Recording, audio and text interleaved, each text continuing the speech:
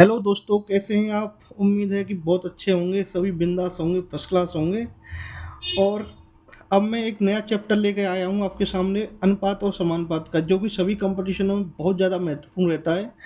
और मैं अगर बात करूँ, क्योंकि अभी एक यूपी टेट आने वाला है, ग्रुप डी का एग्ज़ाम आने वाला है, तो उनको देखते हुए मैंने बहुत ही अच्छा कॉन्सेप्ट और बहुत ही छोटे से स्तर से लेकर चला हुआ हूँ। धीरे धीरे हम स्तर को बढ़ाते रहेंगे और पूरी उम्मीद है, मैंने स्टेप से आपको सवाल जो डिज़ाइन किए हैं वो निश्चित रूप से आपको समझ आएंगे और आपके एग्ज़ाम के लिए बहुत ज़्यादा सहायक रहेंगे, जो हमेशा कंपटीशन में आते रहते हैं और बहुत सिंपल सवाल हैं जिन्हें हम कहीं ना कहीं मिस्टेक कर देते हैं। उम्मीद है कि आप, मैं इस टाइप से समझाऊंगा कि आप इसे मिस्टेक नहीं करेंगे।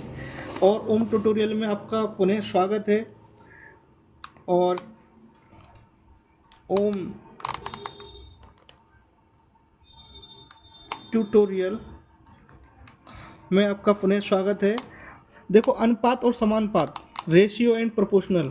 तो इसके लिए मैं क्या कहता हूँ कि अनुपात अनुपात क्या होता है? अनुपात, जब दो संख्याओं की हम तुलना करते हैं तो वहाँ अनुपात होता है। जब हम दो, जैसे हम किसी वस्तुओं की तुलना कर रहे हैं, जैसे हमने ले लिया दो समान वस्तुओं का, हमने वजन की तुलना कर रहे हैं। जैसे किसी के अंदर 10 किलो वजन, किसी के अंदर 200 किलो वजन है, एक के अंदर 200 केजी वजन है और बी के अंदर 300 केजी वजन है।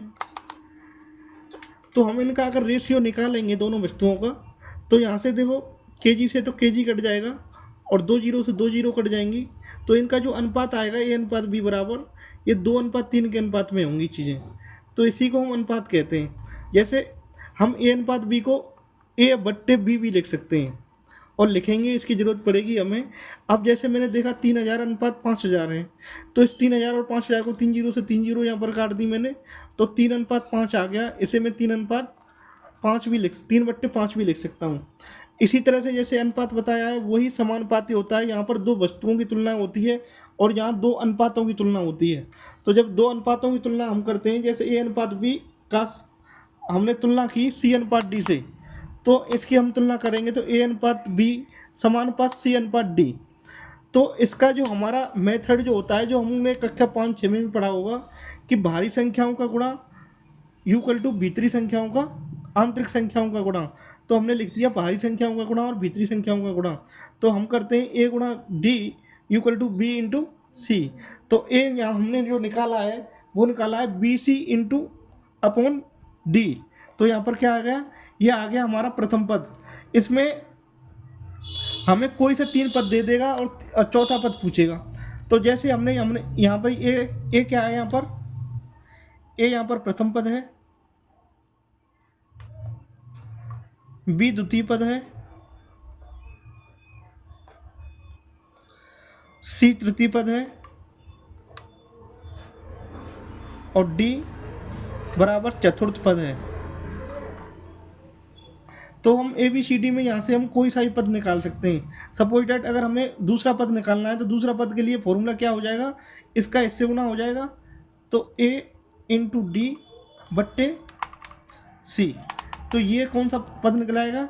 ये दूसरा पद निकलाएगा, द्वितीय पद अगर निकालना है तो। ये प्रथम पद के लिए हो गया। इसी तरह से हम तीसरा पद भी निकाल सकते हैं और चौथा पद भी निकाल सकते हैं। इसी क्रम में इनसे रिलेटेड मैं सवाल कराऊंगा। और आगे जो देखते हैं हम, वितत अनुपात नियम क्या होता है? वितत अनुपात नियम में ये होता है, किसी चीज़ की, इसमें एक राशि की कंटिन्यूटी बनी रहती है, मतलब दोबारा आती है। जैसे ए अनुपात बी, ए बी और सी 3 राशियाँ हैं, तो इनको हम समानुपातों में लिखने के लिए ए अनुपात बी समानुपात बी अनुपात, तो इसमें बी क्या है? रिवाइज हुआ है 2 बार। तो इसमें हम क्या करेंगे? फॉर्मूला मैंने बताया कि पहली संख्या गुणा चौथी संख्या और तीसरी संख्या गुणा दूसरी संख्या। तो यानी हम ऐसे भी कह सकते हैं कि भारी संख्याओं का गुणा भारी संख्याओं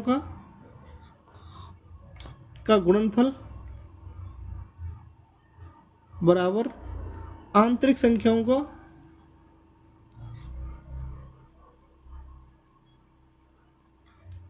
का गुणनफल। तो जैसे ए, अब इसमें हम क्या करेंगे? तो हमने क्या किया यहाँ पर, जैसे ए इंटू बी है, तो ए तो बाहरी संख्या तो ये हो गई ना, a इंटू सी बराबर b इंटू बी। तो हम इसे क्या ले सकते हैं, बी स्क्वायर बराबर ए सी। तो ये बी स्क्वायर बराबर ए सी, तो बी बराबर अंडर रूट में ए सी। तो इसे हम क्या द्वितीय पद भी कहेंगे और माध्य पद भी कहेंगे। मध्य अनुपाती निकालने के लिए भी हम इस फॉर्मूले का यूज करेंगे। इसी तरह से जैसे ए अनुपात बी समानुपात बी अनुपात सी, तो ये क्या हो गया, बी स्क्वायर बराबर, अब इसका गुणा इससे कर देंगे और इसका गुणा इससे कर देंगे। तो जब इनका गुणा जब इनसे करेंगे तो ए इंटू सी आ जाएगा। तो सेम बी बराबर निकालने के लिए दोनों तरफ वर्गमूल लेंगे तो ये आ जाएगा। तो मध्यानुपाती निकालने के लिए हमेशा हम इस फॉर्मूला का यूज करेंगे। ठीक है दोस्तों।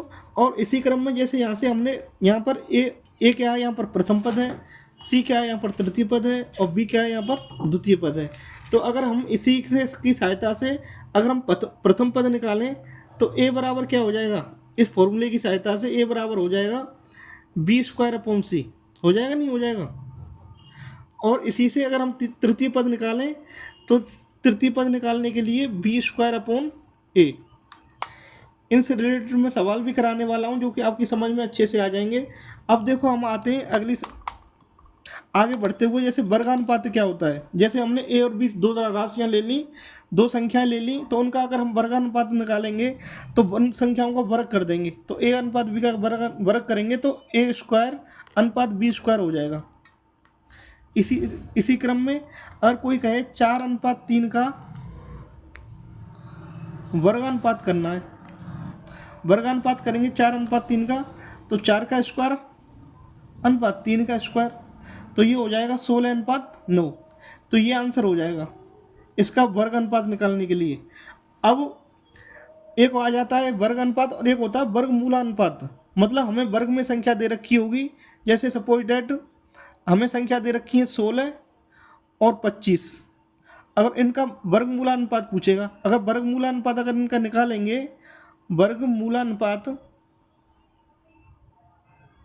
तो इन दोनों का वर्गमूल ले लेंगे तो इनका वर्गमूल आएगा अंडर रूट में 16 अनुपात अंडर रूट में 25। तो ये आ जाएगा दोस्तों 4:5। उम्मीद करता हूँ कि आपकी समझ में आ रहा होगा इस टाइप से। और घनानुपाती जब हम किसी चीज़ का घन करते हैं तो वर्ग जैसे हम करते हैं तो उस संख्या से 2 बार गुणा कर देते हैं घन में उसी संख्या का। जैसे अगर ए अनुपात बी का अगर हम घनानुपाती करेंगे तो ए क्यू अनुपात बी क्यू हो जाएगा। ऐसे ही घनमूलानुपात अगर हम करेंगे, जैसे ए क्यू अनुपात बी क्यू का अगर हमने घनमूलानुपात किया तो इसका मतलब ये हो गया कि इस पर यहाँ पर ये निशान आ जाएगा घनमूल का, और इस पर भी ये घनमूल का निशान आ जाएगा। तो इसका घनमूलानुपात ये हो जाएगा ए अनुपात बी। और योगांतर अनुपात करने के लिए ये जैसे कोई भी संख्या है, संख्या समान होनी चाहिए। जैसे और उन दोनों समान संख्याओं के बीच अगर ऊपर प्लस है नीचे अगर माइनस है तो वहाँ हम देखते हैं वहाँ योगांतर अनुपात आता है। तो योगांतर अनुपात निकालने के लिए जैसे सपोज डेट उसने दिया है कि योगांतर अनुपात निकालिए, ये a प्लस बी और a माइनस बी बराबर 3/2 दिया हुआ है। तो उसमें वो कह रहा है कि a और b का मान निकालो। तो a और b का मान कैसे निकालेंगे, तो इसमें क्या करेंगे, योगांतर अनुपात कर देंगे। और योगांतर अनुपात करने के लिए क्या कर देंगे, a प्लस बी में एक बार प्लस कर देते हैं और एक बार घटा देते हैं, एक बार घटा देंगे। तो ये हो गया आपका, देखो b से b कट जाएगा यहाँ पर और ये से a कट जाएगा।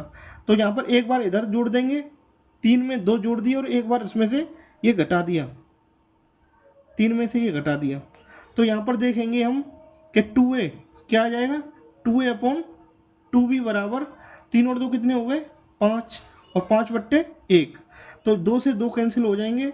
तो हम यहाँ पर देख रहे हैं कि a/b बराबर क्या हो जाएगा 5/1, अर्थात a अनुपात b बराबर 5:1 आ गया। तो ये चीज़ उम्मीद है आ गई होगी। और इसी क्रम में हम आगे बढ़ते हैं। अब देखो यहाँ पर मैंने इसी तरह आपको अनुपात और समानुपात का पूरा फंडामेंटल चीज़ें बता दी हैं। अब हम इनसे रिलेटेड आपको क्वेश्चन कराएंगे और वे बहुत ही सिंपल होंगे। अगली वीडियो में आप देखेंगे मैं आपको क्वेश्चन लेके आने वाला हूँ और हम करेंगे तो बहुत ही अच्छा लगेगा आपको। तो हमारी दूसरी वीडियो को भी लाइक सब्सक्राइब करें, जिससे कि आपको चीज़ें समझ आएँ आगे के लिए।